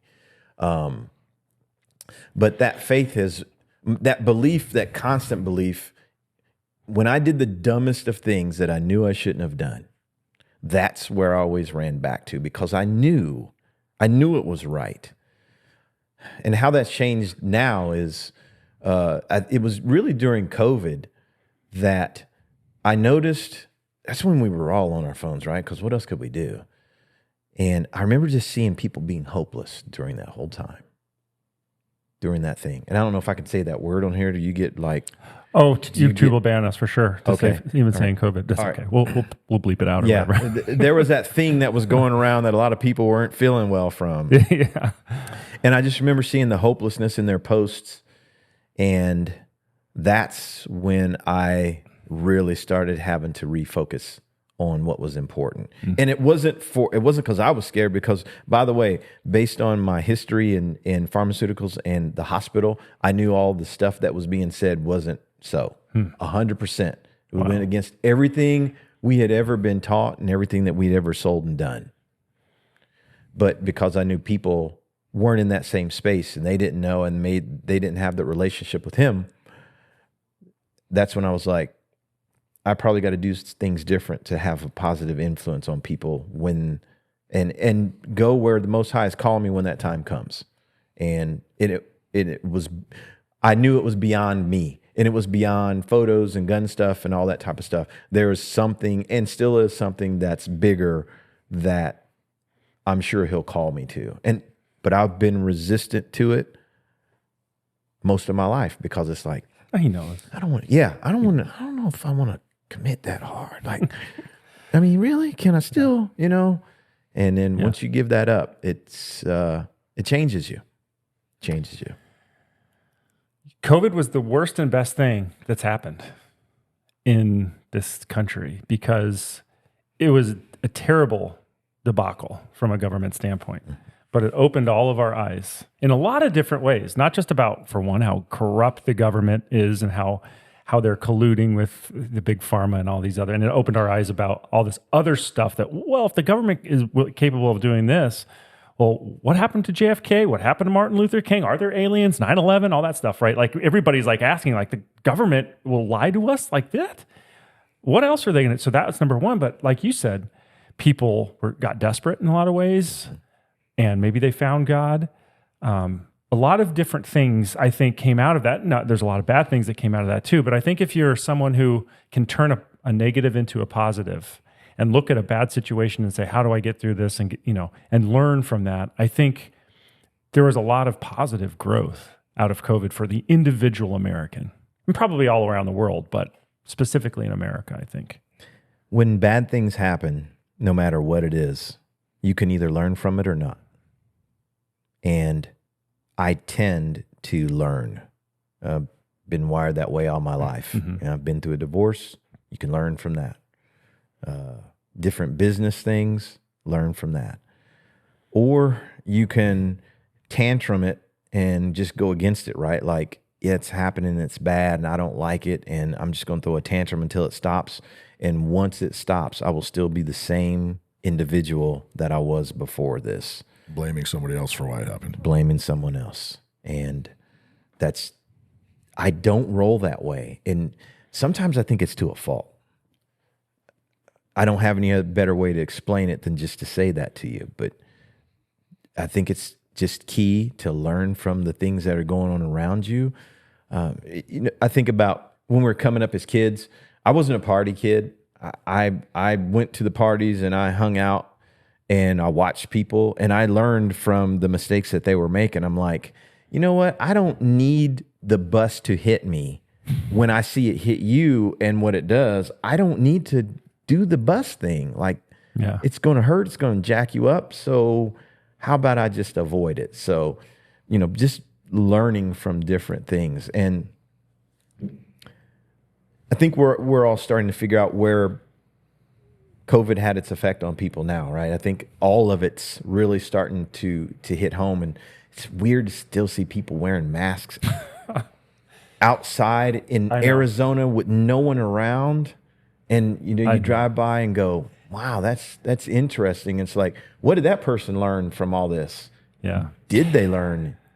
Did they learn anything from all the information that's been put out? It's quite strange. Yeah, that's when you go, God, please don't let me say anything to this person with a mask on. Yeah, I know it is. I saw someone in the store yesterday with a mask. No. I went to a Sprouts. I never go to Sprouts, but I was just taking my daughter to practice. I walked in I needed to get something real quick. Sprouts is small. Yeah. And the lady in there is wearing a mask. And I'm just like thinking to myself. Well, here's the downside with all that. People did wear masks before that, but now we don't know who those people were. Right. You'd go to the airport, you see people in masks. You name the year, 2016, 17. You thought, well, maybe a lot of times sick. maybe they're sick, or they have something where they can't get sick, and that's legit and makes sense. And now this stuff is kind of, now we're like, we got the old side eye on people now that do that. It's just funny that they think it's protecting them. So like in Japanese culture, right? You see a lot of Japanese wearing masks. Yeah. Yes, and I was always like, is it like the air out here? Like, what's going on? And then I finally dug into it from somebody that I work with that spent a lot of time in Japan, and he goes, "No, that's a respect thing. That's a cultural thing for them. Is that they're sick and they don't want to get you sick. like that. It's not about them thinking that this mask is protecting them from all of the. It's their, hey man, I got a cold, and I don't want to get you sick. It's a cultural thing for them, where they're that out of respect, like, hey, I'm not feeling well, and I don't want to spread this around. For out here, it's like, you are breathing and you are more than 6 feet away. Get out of here. I got to put this is protecting me. It's like, wearing a helmet to them or something like, okay, I'm protected. I'm good. That's pretty cool because you know how people come to work here with the flu. Like, come on, man. Like, we're all going to get sick. Keep that stuff at home. Have a little respect for the business. Yeah, I wish we had like a little do-over, because that's a great thing. If you're sick, wear a mask, and now it's just a virtue signal. So everybody just gets Well, and the whole, if they would have just come out with it like that, hey man, if you're sick, put on a mask so you don't get other people sick. I think most people would have been like, okay, that makes sense, I guess. But now it's just, nope, everybody wear one. And when you're sitting at a table, wear one. But when you put a bite of food in your mouth, hold do this down. thing. And when you go to the bathroom, like, it was just, that was some weird stuff, man. That was some weird stuff. All right, you're nominated for a Gundy Award. Oh, let's talk about the Gundys. Wow. I don't know what is a Gundy? I probably haven't done the research on it that I should. I think they derived the name from like the Grammys, right? No, the something. It's from what's that? The Office. The Dundies. So the Dundies. Oh, is that what it is? Okay. Yeah. So they know more than me. So they probably derived it from the Dundies from The Office. And that's the Gundys because it's the gun industry. So it's an award, right? Like this, I don't know much about it, but it's an award that they give to certain influential people in the industry. Yeah. So look, I'm sure it's pretty big. On the little bit that I'd heard about it prior to this, I heard about it a couple years at SHOT, and they did it. And obviously, they got all your big influencers. They got all these different categories, from best influencer, best female influencer, best shooter, all sorts of, I think, best manufacturer or something, just all this type of stuff, which is cool. It's cool, yeah. But it never meant anything to me because there was nothing that really applied. So this year, they added 4 new categories. I don't know what the 4 is, but one of them is best 2A rider. And I got an email that I was nominated for that award. And I think there's about maybe 15 people, 12, something like that I went online and scrolled to see who some of the other people were. And in the email, when it discussed why they did it, and they basically, it did say, gun riders were the original content creators. And I thought that was cool. I thought that was cool to recognize that, because that's one of the reasons why I got into this, because of the content I was taking in guns way back in the 2000s and before that, gun magazines, the covers, and I would sit there and look at it and go, man, I want one of those and I want to learn how to do it. That's what prompted me to pursue the talents to get into this. So it's up, and we're supposed to promote it on social media. Okay. Yeah. So I'm building that. I actually posted this morning about it. Congratulations. Yes. It's a big step for you. Yeah. And look, I probably got back to posting roughly a month ago, but it's real hit or miss. I might do it for 2 days and I'm like, I'm feeling good. And then it might be 2 weeks. I'm like, I'm done with it again. But it's an award, and I'm really, I don't know what the word's flattered. I'm humbled. It's nice to be recognized by someone. Is it peer nominated, or is it by? I'm going to assume it's peer nominated, because I don't know who put my name in the hat. And that was just nice to get that in this time frame where we're talking about, well, it's kind of like you don't exist if you're not on social media or that, and then you see that and you're like, it's cool. Yeah. Yeah. I like that. I like that. I don't know who started that. I don't know what organization it's from, but I think it's cool. I think it's cool to appreciate the people in the industry in a fun way. It's not like stuffy, like it's a fun way that they do it. And they, I don't know, I've been seeing it around for a number of years now, and it seems like it's growing and it's fun and people are enjoying it. And I think, it's a big deal. So by the way, congratulations. That's awesome. I mean, especially this is the inaugural year for this particular 2A writer, Yeah. and you're not. I I'm mean, in that's there. a I'm big in deal. there. That's a big deal. It is. People ask me what I do, and a lot of people still don't know, and I don't know how to tell them. Are you a writer? Are you a photographer? Yes. Are you this? And in a weird way, it sounds ridiculous. I get upset if someone calls me a writer. And then I get mad if they call me a photographer. I'm not making this up. I'm dead serious about this. And well, you're a videographer, and I'm like, I'm not. Don't you? So because I do it all, again, it's that if you try to put me in a box, I don't mean this. I'm not trying to be pompous. The box is too small because I have all these things that I'm really passionate about, and I'm just always trying to explore how to get better at them.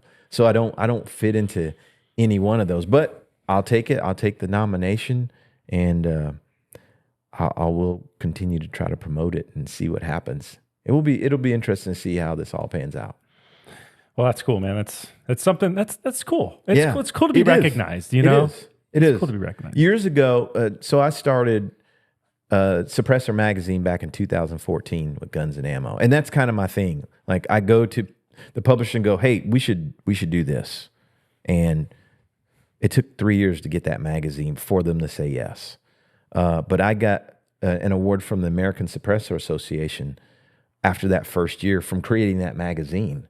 And it was a magazine about suppression, about suppressors with full testing, articles on them, obviously photographs, how to use them, reviews and all that. And it was the ASA, I can't remember what the name of it, but they gave that to me at NRA in Indianapolis back in 15, I think it was. So that's the only other award that I've gotten in the space. So just being nominated, that's a good thing.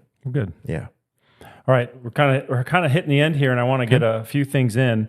Where do you, from a political standpoint, the Second Amendment, where do you think we're going now that Trump's in? Where do you think we came from, and where are we going? And what should people expect going forward from a Second Amendment standpoint? I don't know. I don't know that we've gone anywhere. I don't know where we're going. I don't know that we've gone anywhere. I think there's been a lot of talk about this is going to end and this is going to start and this is going to stop and then in the end, we're still pretty much where we've been for I don't know how long. So that's a real tough one to answer. I think it's more it's going to be in the view of the people. And here's what I believe. If you're not a Trump guy, right? If you're not on the team of Republican, which unfortunately there's just two sides, right? Because life is really more complicated than two sides of anything. If you're not the people in the space, in the office, I think people are probably starting to think they want 2A rights, right? I think it's just how people think. And then when you're the ones that are on top, then, well, we don't need them anymore because we'll take care of it. So I just think it's going to come down to people. I think universally people will welcome their 2A rights more. I think it will expand. I'm not saying it's going to expand for the right reasons, just out of pure enjoyment and fun. I think it's going to expand because people are worried. And that's both sides. That's what I think.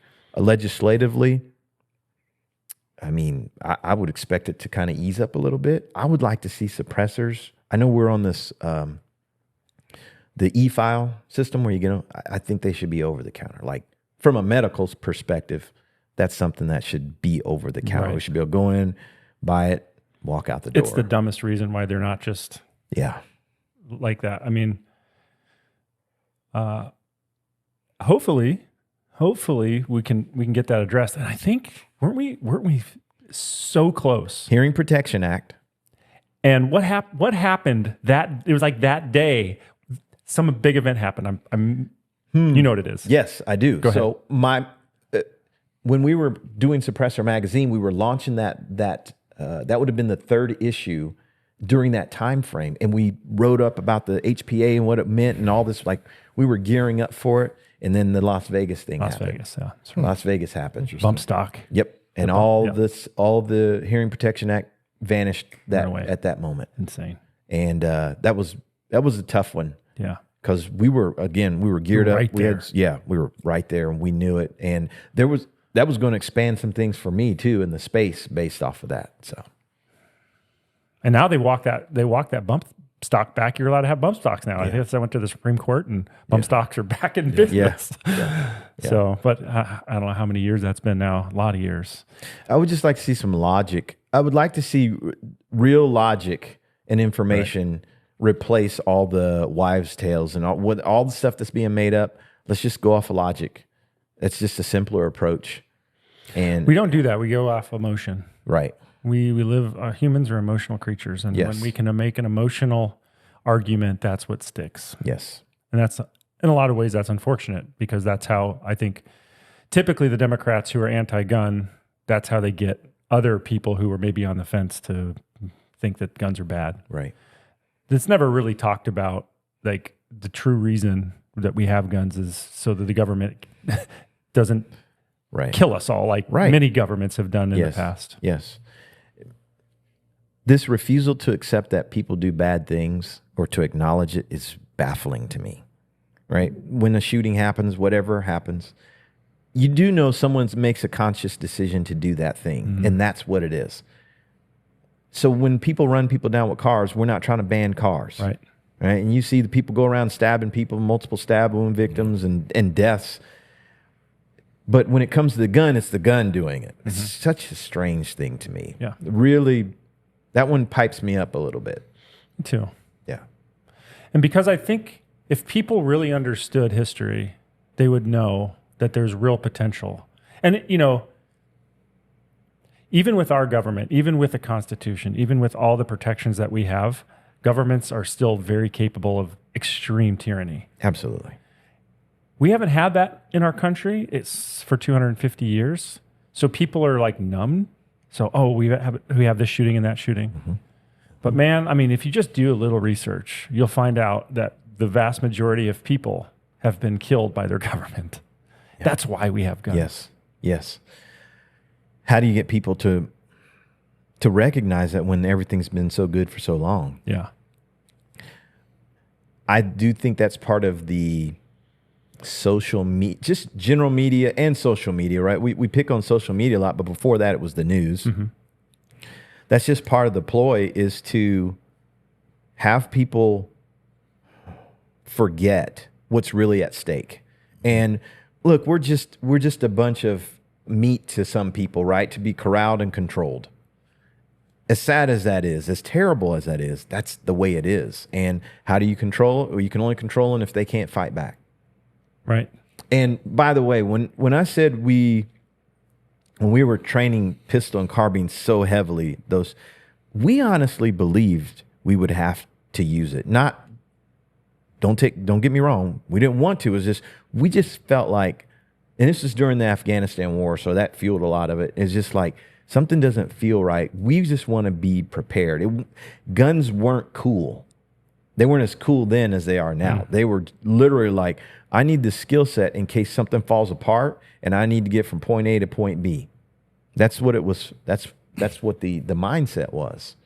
And I think there's some of it now. So I think we're walking that line of the coolness of guns and the usefulness of guns. And it's be interesting to see how that all plays out. Well, I feel like it was the riots, the BLM riots, that really changed America's view on gun ownership. And when I say BLM, it wasn't just BLM, it was Antifa and all the kind of the factions of that whole era where I think there was a quote from Antifa says, "We're coming to your suburbs now." And that's what when people are like, wait, what? Like, this could be real. Like, holy cow, I need to be armed. Yeah. That was when at 21, when we had crazy gun sales. At that point in time, Biden, I don't think had even a toehold in trying to get any kind of anti-gun legislation passed. And so we've been comfortable, and we've seen that what happens in the firearms industry is we're driven a lot by fear. Now, in the bolt gun industry, not as much. We kind of catch the wake, but ARs, primarily even pistols, are driven a lot by fear. So we haven't had a lot of that fear, even in a Democratic president, even with a Democratic president, because he hasn't even. I think that those riots just like no, we're not going to give up our guns. And I think it's just been, even through the Biden administration, we've seen really not able to do anything on gun control. It is an interesting, my father always would say, they're never going to ban guns. And I'm like, well, Dad, there's a pretty good potential because people are making solid efforts at it. But I don't know. I really can't guess. It's going to be something out of the blue, something from left field, that if it does happen, that's how it's going to go down, right? Beyond that, I feel like we're in this phase of fear comes and goes, and sales boost, and things grow, and then they settle out, and then it happens again. I will tell you this, and I'm just going to offer this up. Sometimes I think the industry is a little bloated, and I don't mean that again against anyone. I'm saying I wonder what the industry would be like if there wasn't so much fear all the time and rushes to get right. They're going to ban this, so we need to. How would this industry look if it wasn't like that? Would it be half the size? What companies would or wouldn't exist? Like I often think, if it was normal like cars, right? We're not worried about cars going away. So who would rise to the top? Who would not? And it's not a good thing for the industry either to be in constant fear, because I've seen so many companies pop up and go out of business. I mean, AR companies in particular, when the fear really grips them. 2008, Obama, a couple times with Obama, where there was all kinds of fear. Sandy Hook was like the biggest one I think I've ever saw. Sandy Hook and also the Las Vegas shooter. Both of those, like I was like, dude, it's going to come. We've got a lot of Democrats in the office. There's a lot of people who are saying, get guns out of here. I thought for sure there was going to be something, but they weren't able to do it. And it just kind of takes me back. My dad's solid convinced. Doesn't matter what happens, they're not going to be able to do it. It's crazy. So yeah, if it normaled out for, let's say, 8 years, and there was no fear mongering about guns, what do you think would happen? Well, what's happening now? Because there hasn't been any really for the last, I would say, 3 years. I mean, it's definitely slowed. And the economy is going to pick back up here. Already has. You can see it. As soon as the day Trump got elected, the stock market's moving, Bitcoin's moving, like everybody's a little bit richer. They could breathe a little bit. But it will be interesting to see. There will be no fear of guns being banned, and the economy, because the economy sucked the last 3 years too. I mean, people can just feel it. So that also, like both of those things in play, is hard to understand what's really going on. So you've got a crappy economy and no fear. So what's going to happen when the economy comes back and there's still no fear? That'll be an interesting thing to see, because I don't think I've seen the industry this slow in the last probably year and a half, maybe, than since I've been in it. I've heard that from other manufacturers, and I was in a shop the week of the election, actually, just after, or the week after, and I was like, how's it been? They're like, after that election, nobody came in. Nobody. So is it good for gun sales or bad for gun sales? Unfortunately, as much as they hate them, Democrats are amazing for gun sales. Great conversation, Sean. Man, Appreciate thanks for having me, here, buddy. It's been excellent sitting and talking with you guys. I've thoroughly enjoyed this. Yeah, thank you for coming on. Yeah, appreciate it. All right, everybody. Thanks, everybody. Sean Utley. We'll see you later.